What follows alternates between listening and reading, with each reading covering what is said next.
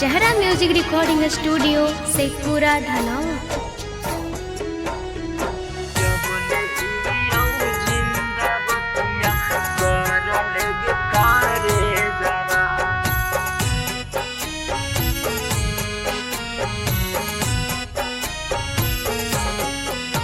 आगे रोज रोज पानी चढ़ाओ जब से होलो तोर मायर जाबागे। रोज रोज पानी चढ़ाओ जब से होलो तोर मायर जाबागे। जबल चालो सांस बतिया कर लेगे करे जवा। जबल हियो जिंदा बतिया कर लेगे करे जवा। आगे रोज रोज पानी चढ़ाओ जब से होलो तोर मायर जाबागे। जबल हियो जिंदा बतिया कर लेगे करे जवा। जबल चालो सांस बतिया कर लेगे करे जवा। जबल चालो सांस बतिया कर लेगे करे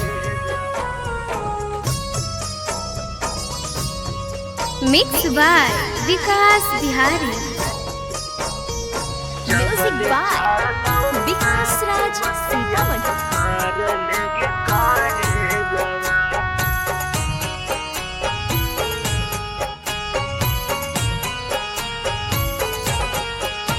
आगे ओझा गुनी कुछ नहीं बताबो कि हौ विपत भारी।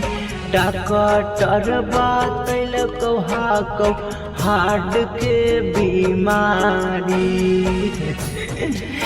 आगे ओझा गुनी कुछ नहीं बताबो कि हौ विपत भारी। डॉक्टर बतैल कौ हार्ट के बीमारी। जिंदगी के हमर सारा खुशी तू ही छीन ले कर जावागे। जबल हियो जिंदा बतिया कर लेगे करे जावा। जबल चालो सांस बतिया कर लेगे करे जावा। जबल चालो सांस बतिया कर लेगे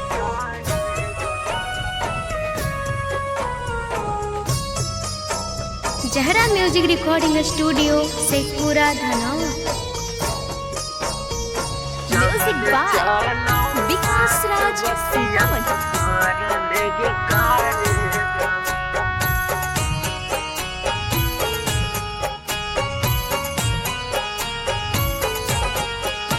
आगे आजो मुहमा देखे न तौड़ जइबो छन भर में।